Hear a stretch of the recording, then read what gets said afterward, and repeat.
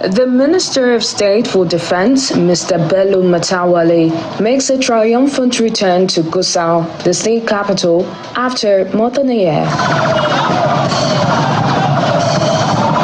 His arrival sparks a massive gathering of supporters who turned out in their numbers to welcome him. Supporters chant praises and display banners as they escort the convoy of the former governor of the state through the city.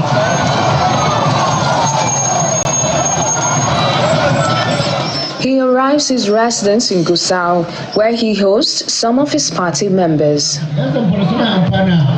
The minister used the opportunity to weigh in on the recent lifting of ban on mining activities in the state. I solicited to Mr. President to lift the ban on mining and lift the ban on no-fly zone of Zamfara State, which he graciously approved.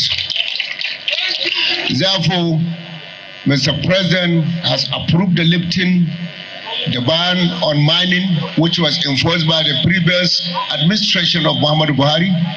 But today, Mr. President has approved that the ban of mining should be lifted, which the people of Zamfara will benefit from this, because it was you that are going to be involved on these activities.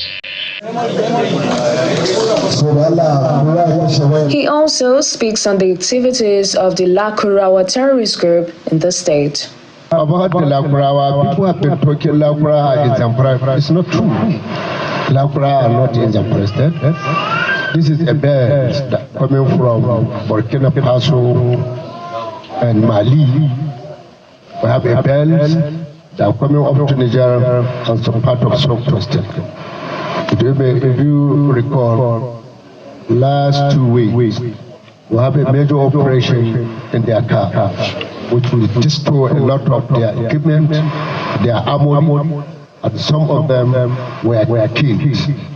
He assured Nigerians of the federal government's determination and commitment to bring an end to the activities of bandits and other terrorist groups in the country's northwest region and other parts of Nigeria.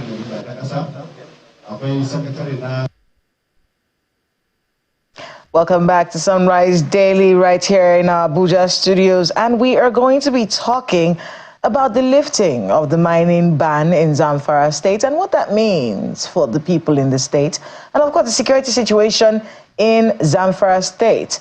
I don't know if I was the only one who noticed that conspicuously absent from that event was the governor himself, Dauda Lawal, and there you just listened to the Minister of State for Defense, Mr. Bello Matawalle, who was former governor of Zamfara State, but just helping us to situate it. What does this mean? Does this mean progress? Is the place safe enough? What happens to the terrorist organizations? What's the dynamic? Joining us to discuss this, we have Professor Okey Ikechukwu, Executive Director of Development Specs Academy. Thank you so much for being with us on the program. Thank you. And joining us via Zoom from Zamfara State is the chairman of the Miners Association of Nigeria, Zamfara State chapter, Mr. Sani Abdullahi. Good morning and welcome. Good morning for having me, Kela Megwa. I want to be able to start with you, just because I want to situate this conversation really. So you're in charge of the Miners Association in Zamfara State. What does this mean, the lifting of the mining? Is the place safe enough for this lifting of the ban to continue? For mining, I mean, to continue in the place? And what does this, what's the dynamic really among your members since the lifting of this ban? The previous administration of President Muhammadu Buhari suspended mining activities and declared Zamfara no-fly zone in 2019, now for more than 5 years. And the licensed miners who were granted mining leads by the Prime Minister of Solid Minerals through the Mining Cadastre Office have now hands off their mining activities in Zamfara state. The ungoverned space was taken by non-state actors, that is armed bandits and other criminal elements who engage in illegal mining of gold and other rare earth minerals, that is lithium, copper, and other potential minerals. So that gave even more escalation of the security situation in Zamfara state. But with the recent announcement of the lifting of the mining activities by Mr. President, now the miners in Zamfara state, under my watch, Miners Association, are jubilating because they are back to business. The licensed miners, not the artisanal miners or informal miners, because we in the Miners Association, we don't call illegal miners. We don't call illegal miners illegal miners. We call them informal miners. So with the rich mineral deposits we have in Zamfara state, I think we are good to go. And many of our operators, licensed operators, have invested heavily.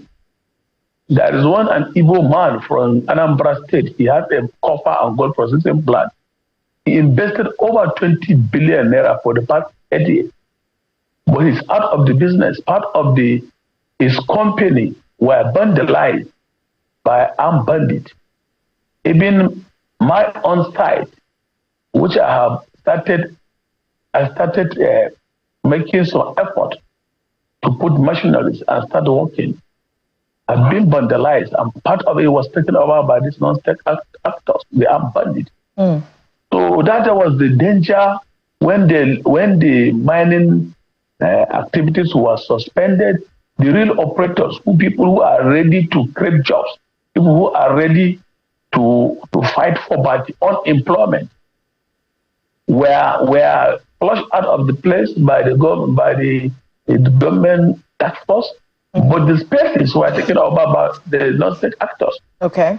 To the greatest surprise of the miners, one of the most wealthiest, the most strongest armed bandit in the northern region, Alilu Sububu, when he was killed by the military operation in September, he left not less than 200 kilos of gold in his camp. So if you calculate the current price of gold and the gold he mined illegally using his criminal ways, the government have lost a lot of revenue and royalty. I mean, Mr. Abdullahi, I hear you, and I do understand that there is jubilation among your members. The question is about safety. Are these threats eliminated and you can go about your business normally? You see, this issue of banditry does not start today. It's for more than a decade. So, but what we are saying, the armed banditry activities have been downgraded to some minimal level, more than before. And you know, another issue, when you say that, I'm sorry, Mr. Abdullahi, I'm trying to be able to get us to keep to some timing here.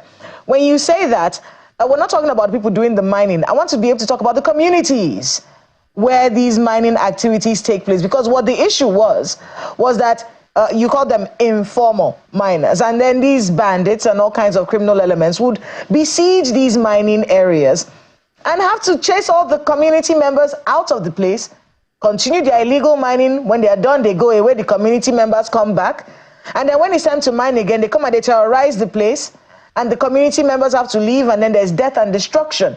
That's what the issue was. Is this dynamic cleared now? And should the people that live in these communities where the mining is happening in your state, should they feel at home and relax that mining can continue and we are safe? Yes, you see, recently the administration of Bola Ahmed Tinubu, under the watch of Minister of Solid Minerals, Dr. Henry Dele Alake, have launched a mining marshal. So with the mining marshal and the forest guard and also conventional security, I think they are going to fight the excesses of this armed bandits. And going by the mining regulation at 2007, it was clearly prescribed all the licensed miners would be given a clear security protection to operate in their mining site. Okay. So I think with this development and also with the recently launched mining marshal police, I think we are good to go. All right, let me come back to the studio here, Professor. Okay. Yeah.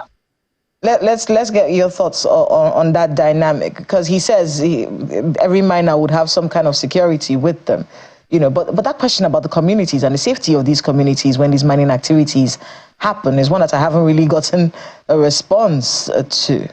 No, but even if you have security for the individual miners, let's suppose I'm a miner.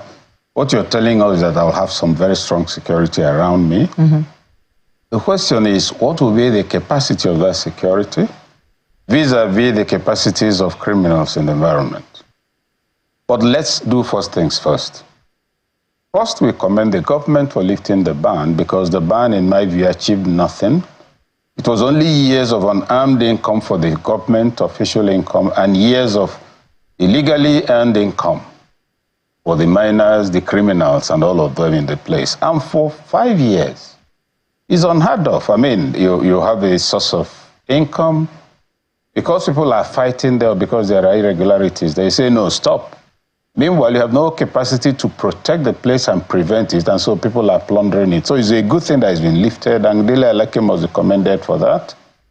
The second thing is that some of the issues include pollution of the environment, lead poisoning, and the fact that the ignorant communities are brought on. The people are used, they don't know they're being endangered. So reopening it, I imagine, will mean that some of these things have been taken into account. The third point is that the bandits are not going to start clapping for the federal government right now. They'll be very angry with the president. They'll be very angry with Dele Alake. They'll be very angry with the head of miners, who is on air right now with me, because what they see is a displacement that's about to take place. So part of the energy is if I'm among the criminals, which I'm not, just for the record, part of what will concern me is to find out the capacity of the amount of security they are putting around anybody and how easily we can take it out. And they may want to set an example by striking where nobody expects they would. This matter is more serious than we are talking about. He has given the example of a bandit leader who was caught with over 100 tons of gold. Now, 2014, I was in Zamfara. It was part of a program of the National Institute for Policy and Strategic Studies. We went on a study tour, and we went to Bukuyum. Bukuyum is, if you like, the headquarters of mining in Nigeria. There was no ban at the time, but the amount of grinding poverty in that place was incomprehensible to me. Even though we are received at the local government headquarters officially with a chairman and everything, at the time we had, a break, we were talking, hungry children raided, who had been surrounding the building, raided the food, where the food was set for us to eat. Now, if you look at the level of poverty in the mining communities, the degree of illiteracy, and what seems to me, or at least seemed to me then, elite indifference, the issues are more serious now than they've been, because you've let the place fallow for 5 years. Weed has taken over where there used to be plant.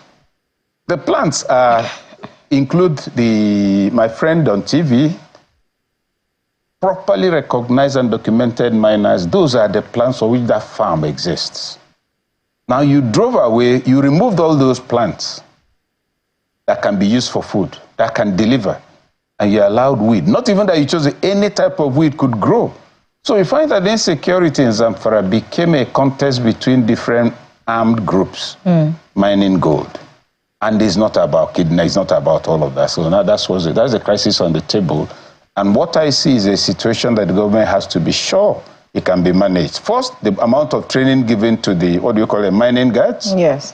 The amount of arms and ammunition, the kind of logistical support they have. I believe that whatever they're doing there, they should make sure they secure high-caliber drones also to help with surveillance, because those boys on the ground, that will not be enough to protect anybody. I'm going to get back to this conversation right now, because there were plans by the Buhari administration at the time to help these artisanal, informal miners, if you'd like to call them that. But we do have some breaking news right now, and that's something that we have to talk about.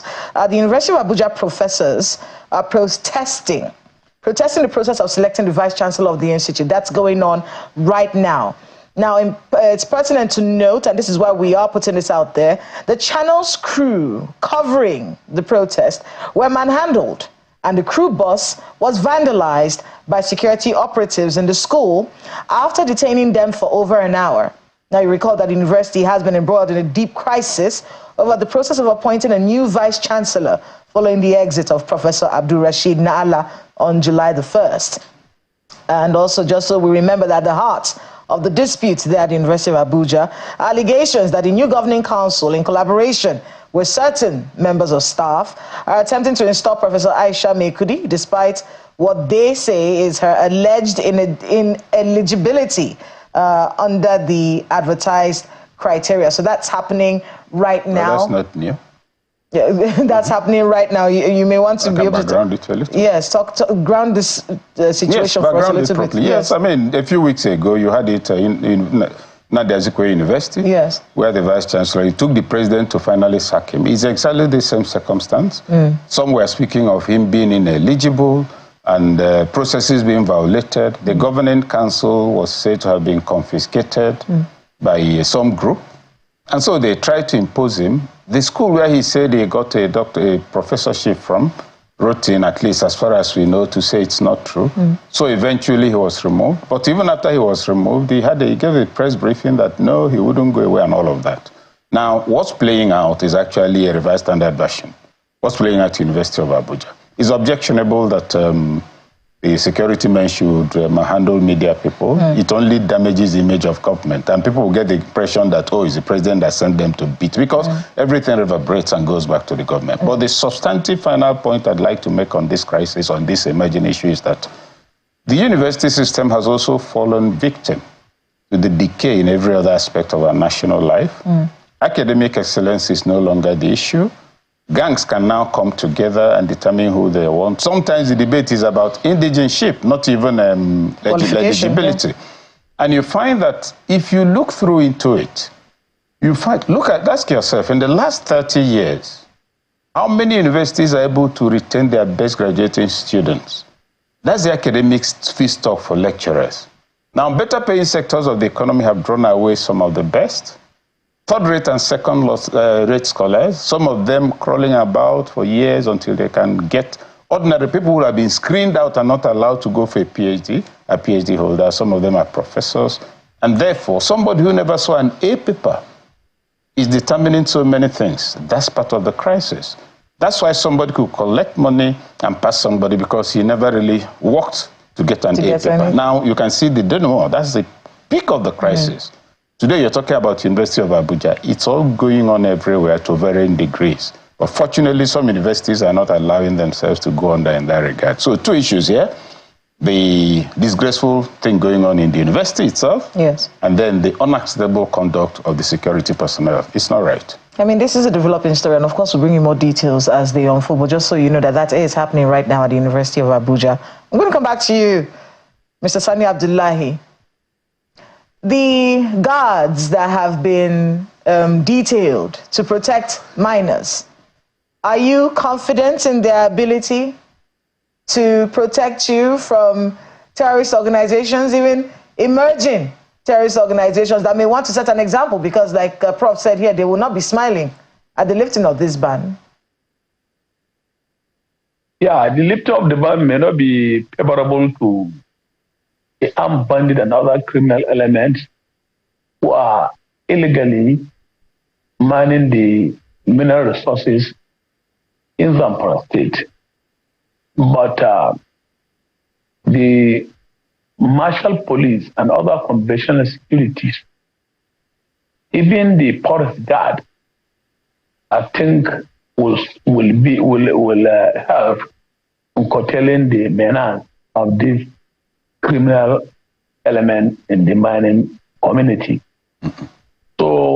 the bandit may be trying to launch some attacks or havoc to minor operators, but I know government is trying to do everything humanly possible to use artificial intelligence gathering and other technological ways in fighting this criminal ambadi in their heart.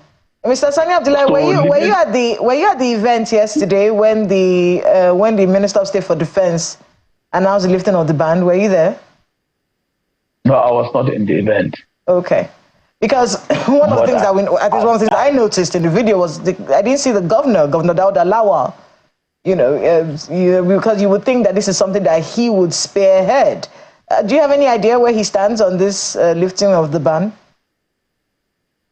So you see, the Governor will welcome development because, the issuance of a license lies within the ambit of the powers of the federal government.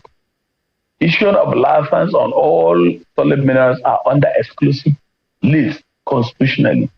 So it is the powers of the federal government to give license to minor operators.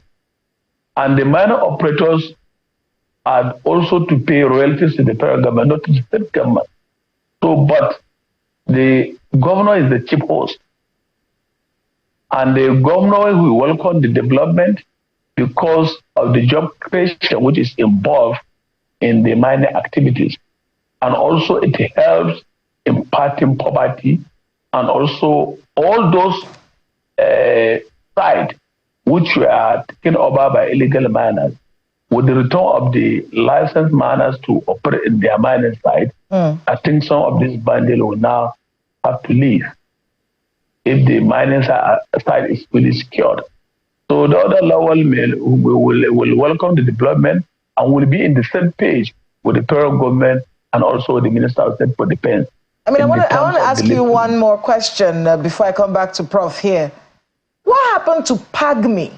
There was something during the Buhari administration called PAGMI, the Artisanal Gold Miners Initiative, Presidential Artisanal Gold Miners Initiative. It was supposed to gather a lot of these informal miners, and then tell them, look, you don't have to smuggle the gold out. You can sell it to the government. And I remember then, they kept showing us bars of gold. And they said this gold is going to be stored in the CBN. It was given to us by artisanal gold miners, as part of the efforts to regularize the mining sector in Zamfara state. What happened with that initiative? Does it still exist? Yeah, the presidential, it's called Presidential Artisanal Miners Gold Initiative, PAGMI.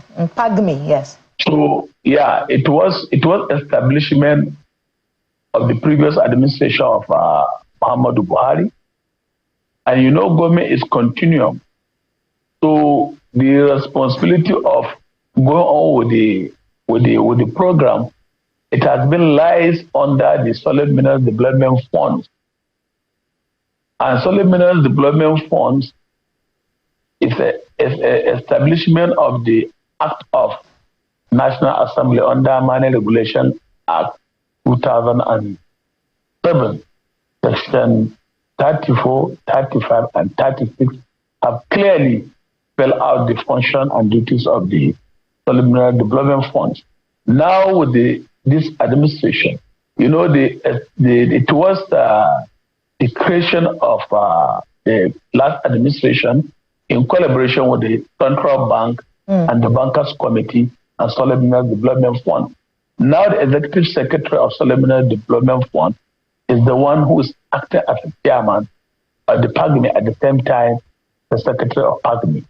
Last administration, the Chief of Staff, the Mr. President, that is Ibrahim Gambari, who was the chairman of PAGMI. The vice chairman of PAGMI is the former governor of Kebbi State, Abubakar Atiku, while the Fatima Umaru Shinkafi is the secretary of the PAGMI. So now the present administration is trying to repackage the PAGMI. It's not an agency. It's a government initiative to give room for, instead of this gold which is being exported illegally. And so the informal miners and even the formal miners will now easily sell this gold to Solid Mineral Development Fund and also be taken to central bank for safekeeping. So instead of keeping dollars, let's keep gold. And the central, yes, they keep gold bar. Okay, I'm gonna come back to you for your final thoughts in a bit, Mr. Sani Abdullahi. But Prof. Yeah. So listening to him, he seems very optimistic and seems, excited about the whole situation. There are two things I'm a little worried about: the buy-in of the governor, because he wasn't at that event of yesterday, and we do know about the history between him and Minister of State for Defense. It's not a secret. And then, of course, the security. The situation actually dovetailed into where you couldn't even drive past. You know, Zamfara, you can't travel at particular times of the day because they'll say, even till now, they'll tell you illegal mining is going on in some parts of the state. You can't travel here. You have to wait till 10 a.m. before you can pass parts of that state. With that dynamic, he says things have gotten better. Should we be optimistic that we won't be hearing all of these stories from Zamfara State and situate that with the fact that there's a new terrorist group? I'll begin with that of the governor not being present. I am not sure one is in a position to know why. The life of a governor is a complicated one. Even if you have a program planned and you're told you're needed in Abuja, you come into Abuja expecting you go back the next day. If there's not enough space in the presidency due to exigencies, you may stay here for 3 days. So I wouldn't want to assume that whatever tiff may be between him and his predecessor is the reason why he's not there or he wasn't there. And also, I would want to assume that the minister coming is representing both his boss and probably the president. I'm not aware there was no government functionary. That would have been an issue. That's Zamfara State. So I would rather not have that on the table. Concerning the security, concerning the artisanal miners, these are people who are mining illegally. And the government felt, look, instead of allowing them to just carry on, why don't you bring them into the basket? Or the question I ask is there a difference between criminality and propriety? If you're going to be that pagmy, is it for a period of time? In other words, okay, we have given you this grace period of free passage, and the next 3 months, 6 months, or 8 months, let all artisanal miners be seen to be aligned to people like my friend on the other side of the screen. After those 6 months, if this hasn't happened, you'll be picked up as a criminal. You say they call them informal miners, but they're illegal miners. Otherwise, why would I want to formalize my own? Is what I declare that you'll accept. So I would rather be an artisanal miner. So that initiative, not minding the intentions, my thinking, and I may be totally mistaken, I'm not a miner, my thinking is that it should be collapsed, probably within the next 6 months. Artisanal miners, fine. And the next 6 months, please show affiliation to recognize and formalize miners. Just like you open a medicine store, you must have a pharmacist who is seen to be the owner of the store and who's in premature will validate what you're doing. But on the security thing, no, I don't share that optimism because whether you call them forest guards, yes, well, 3 things. What kind of training did they have? Yes. What kind of equipment did they have? What's the level of commitment among so many other things? We have, unfortunately, run out of time, Prof. But I want to thank you very much, Professor K.K. Chukwu, Executive Director of Development Specs Academy, for being with us. Thank you very much this morning. And Mr. Sani Abdullahi, live from Zamfara, thank you very much. The Chairman, Miners Association of Nigeria, Zamfara State, thank you again for being with us on the program. Thank you. And as we close, just so we can remember that breaking news, we think we have a video that we can show you of our car, the Channels TV car, being vandalized at the University of Abuja while that protest is ongoing. We hope everybody is safe and that the right things are done at the right time. Thank you all very much for being with us on Sunrise Daily. Have a great day ahead. Merry Christmas. We'll be here tomorrow again on the program. I'm Kayla Megwa. Have a great day ahead.